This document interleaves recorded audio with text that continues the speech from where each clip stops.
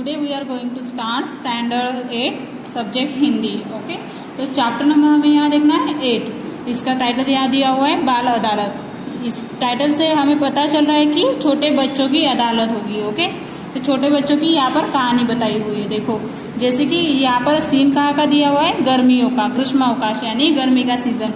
तो इस गर्मी के सीजन में हर कोई किसी के घर मेहमान जाता है या फिर कोई दूसरे के घर मेहमान जाता है। वैसे ग्रीष्मावकाश यानी गर्मी के ऋतु में एक दूसरे के घर मेहमान बनकर लोग आए हुए और बच्चे भी आए हुए। तो बच्चों को खुश रखने के लिए यहाँ पर एक जो टीचर है जिनका नाम आनंद प्रकाश है, वो स्कूल ओपन करने के बारे में सोच रहे हैं। देखो, तो अब हम चैप्टर स्टार्ट करते हैं। फर्स्ट पैराग्राफ, ग्रीष्म की ऋतु थी और बच्चों का ग्रीष्मावकाश। बच्चे सारा दिन उधम करते। कुछ बच्चे अपने रिश्तेदारों के मेहमान बन चुके थे व कुछ बच्चों के यहाँ मेहमान बच्चे आ चुके थे। सो उनकी संख्या में कोई विशेष परिवर्तन न हुआ था। कॉलोनी में एक युवा शिक्षक रहते थे जिनका नाम क्या था, आनंद प्रकाश। उनके मन में विचार उठा कि कुछ ऐसा किया जाए कि बालकों की ऊर्जा सही कार्यों में लगे। ऐसा कर्म जिसमें उन्हें आनंद भी आए और उनका मन भी लगा रहे, चरित्र पर सकारात्मक प्रभाव पड़े और जीवन के लिए अच्छा संदेश मिले। सो उन्होंने सभी बालकों के माता पिता को अपने विचारों से अवगत कराया।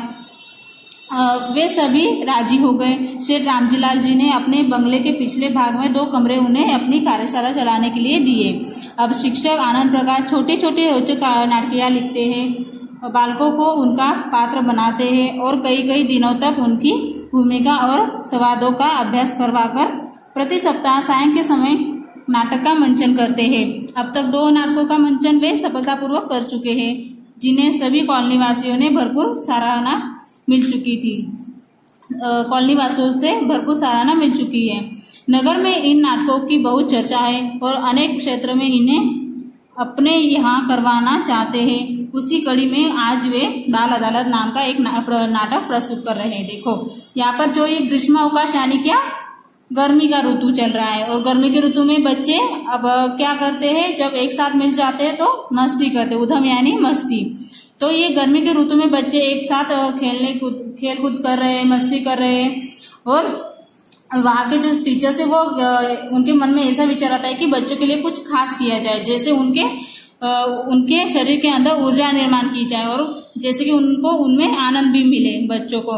तो सकारात्मक दृष्टि से वो सोच रहे हैं कि बच्चों को सकारात्मक यानी क्या, अच्छा प्रभाव पड़े और वह इस सब बातों से उनके माता पिता से बातचीत कर रहे हैं और उनको अवगत करा रहे हैं, मालूमात करवा रहे हैं और वह जो माता पिता है वो भी राजी हो गए हैं।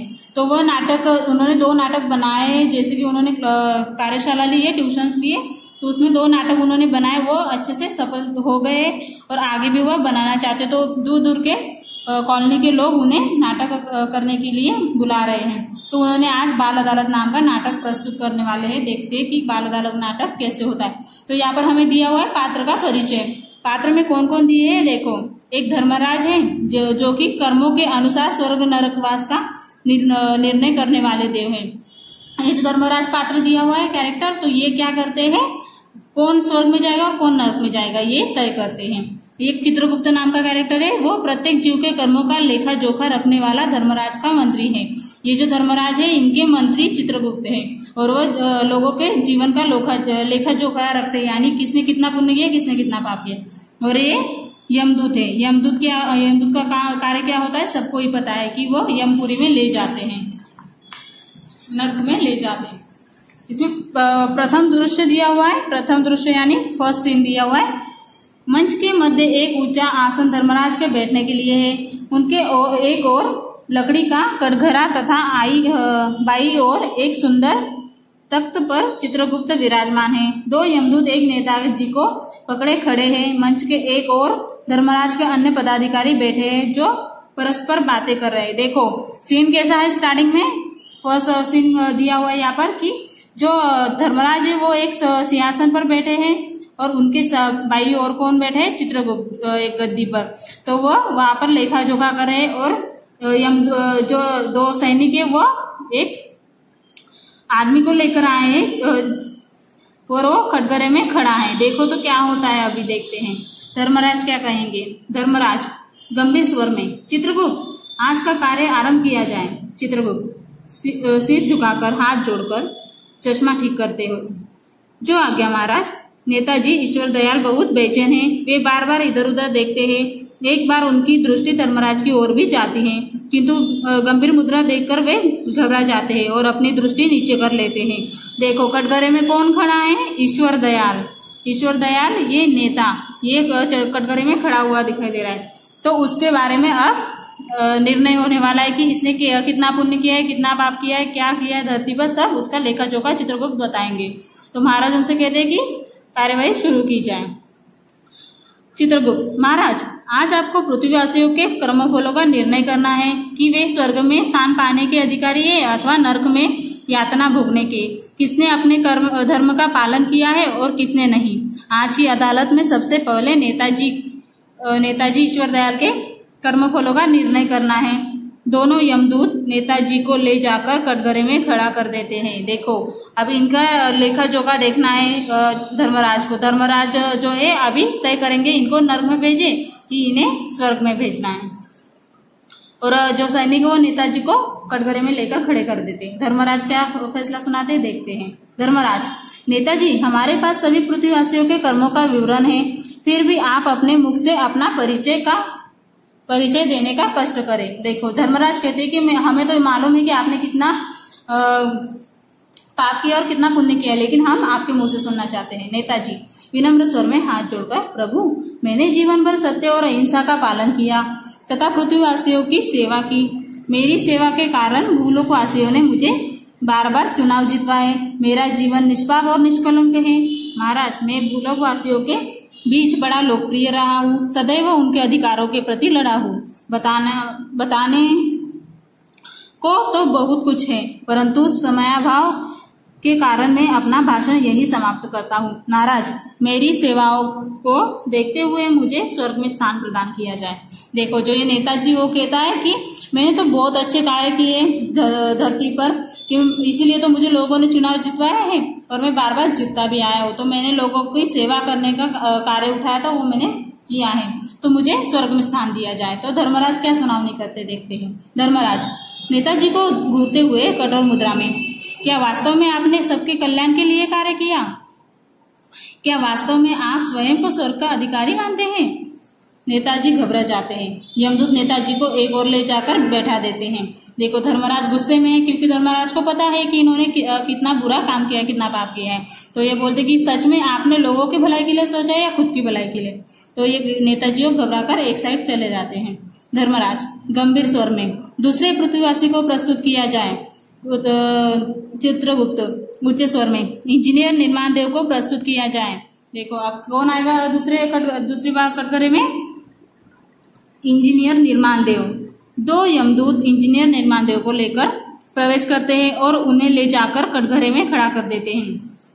चित्रगुप्त, आपने पृथ्वी पर इंजीनियर के रूप में सुंदर घर, मजबूत बांध व पुल, सुविधाजनक सड़कें आदि बनवाए होंगे। आप अपनी उपलब्धियों का बखान किस रूप में करना चाहेंगे, जरा हम भी सुने। देखो चित्रगुप्त बता दे कि आपने तो बहुत से अच्छे कार्य किए हैं, पृथ्वी पर मजबूत मकान बनवाए, घर बनवाए, सुविधाजनक कार्य किए हैं। तो आप अपना जो यह कहना है बखान वो आप अपने स्वर में कहें। निर्माण देव ने एक इंजीनियर वो कहते, अपनी प्रशंसा से उत्साहित हो कमीज का कॉलर ठीक करता हुआ, प्रभु शासकीय सेवा में आकर मैंने अनेक बहुमंजिला इमारतों का निर्माण करवाया। मेरे बनाए गए बांधों से उत्पन्न बिजली से देश नहा रहा है। पहाड़ों के बीच में से सुरंग निकालकर मैंने आवागमन को सुविधाजनक बनाया है। मैंने सभी कार्य मनुष्य के उत्थान के लिए किए हैं। इस दृष्टि से मुझे स्वर्ग का अधिकारी होता हूँ कि मुझे स्वर्ग में स्थान दिया जाए। बस महाराज की कृपा चाहिए। हाथ जोड़कर विनीत भाव से सिर झुका लेता है। दोनों यमदूत निर्माण देव को नेताजी की बगल में जाकर बैठा देते हैं। देखो वो कहता है कि मैंने बहुत से बहुमंजिले बनाई है, बहुत ऊंची ऊंची इमारतें बनाई है, मैंने लोगों के हित के बारे में सोचा है, तो मुझे स्थान कहाँ मिलना चाहिए? स्वर्ग में मिलना चाहिए। ऐसे वो धर्मराज से कहते हैं। ये सब कहने के बाद वो साइड में चले जाते हैं, नेताजी के साइड में। धर्मराज चित्रगुप्त, अब अगले पृथ्वीवासी को प्रस्तुत किया जाए। चित्रगुप्त देखो ऊंचे स्वर में डॉक्टर जीवनदेव को प्रस्तुत किया जाए। कुछ ही क्षणों में दो यमदूत डॉक्टर जीवनदेव के साथ भीतर प्रवेश करते हैं और उन्हें ले जाकर कटघरे में खड़ा कर देते हैं। डॉक्टर जीवनदेव सभी की ओर नजर उठाकर देखते हैं और शांतिपूर्वक खड़े हो जाते हैं। देखो अभी तीसरा किसे खड़ा किया गया कटघरे में?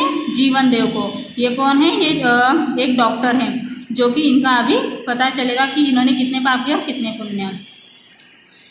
धर्मराज गंभीर स्वर में, पृथ्वी पर आप ईश्वर के समकक्ष माने जाते हैं, क्योंकि आपका कर्म लोगों का जीवन बचाना है।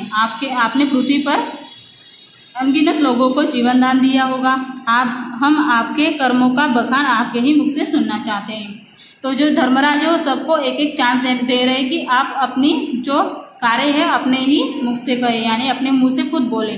तो अब जो है वो जीवनदेव डॉक्टर अपने मुख से अपना कार्य बताएंगे, उन्होंने पृथ्वी पर क्या किया है।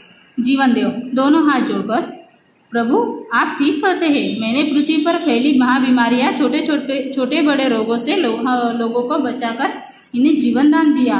मैं पृथ्वी के समान स्वर्ग में भी अपनी सेवाएं प्रदान करूंगा।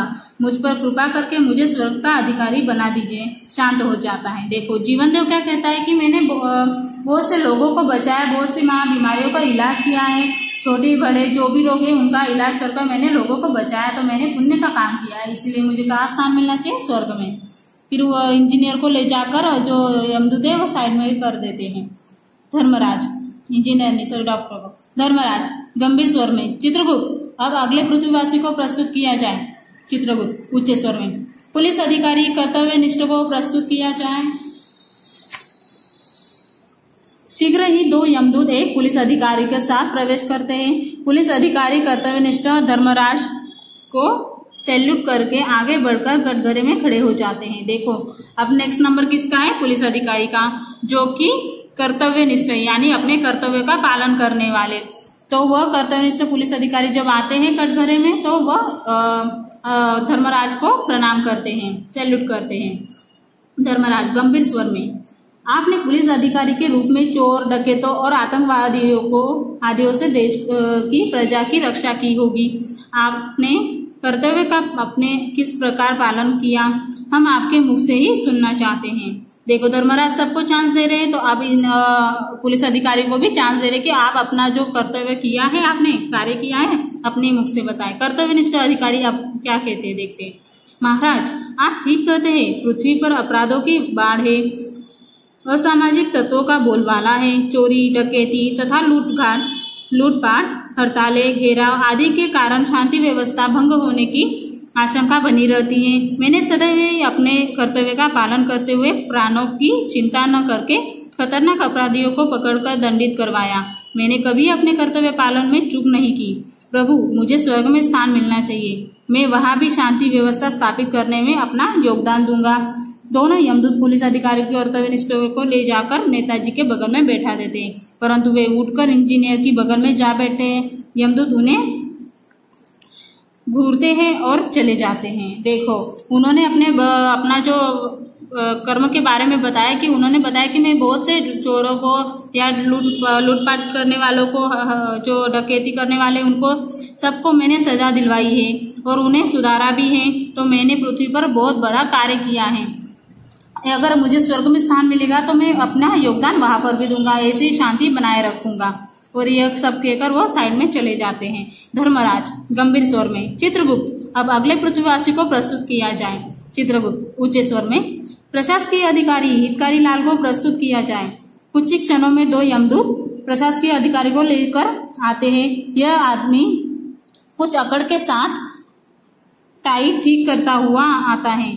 वह इधर उधर दृष्टि डालकर स्थिति का अवलोकन करता है और कटघरे में प्रवेश कर जाता है। धर्मराज गंभीर स्वर में, प्रशासकीय अधिकारी के रूप में पृथ्वी पर वास्तविक शासन तो आपका ही रहा।